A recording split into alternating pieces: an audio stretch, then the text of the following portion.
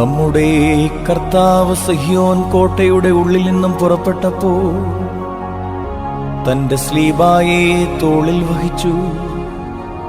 സങ്കടത്തോടെ തന്നെക്കുറിച്ച് കരയുവാൻ എബ്രായ സ്ത്രീകൾ കൂട്ടമായി കൂടി. തന്റെ മാതാവും അവളെ അറിയുന്ന എല്ലാവരും ദൂരെ നിന്നു. മാതാവ് വലിയ സങ്കടത്തോടും ദുഃഖത്തോടും കൂടെ, എന്റെ പുത്രാ, നീ എവിടേക്ക് പോകുന്നു? എന്റെ വാത്സല്യവാനേ, നീ എവിടേക്ക് പോകുന്നു?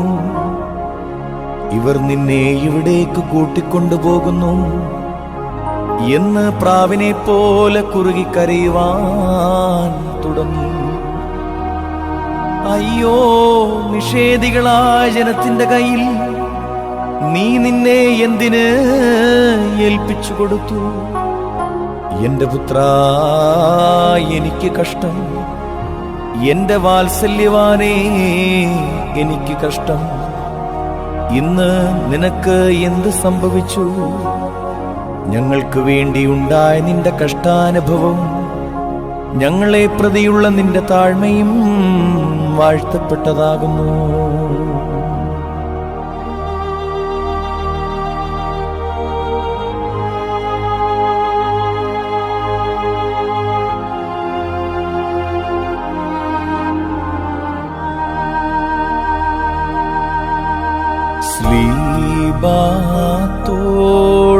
സ്ലീബാത്തോളിന്മേൽ താങ്ങി കോട്ടയെ വിട്ടു പുറപ്പെട്ട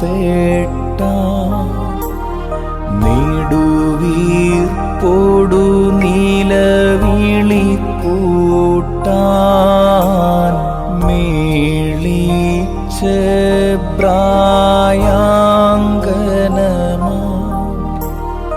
അറിയുന്നോരെ വരുമൊന്നീ ചകലത്തായി നിന്നാൾ ജനനി.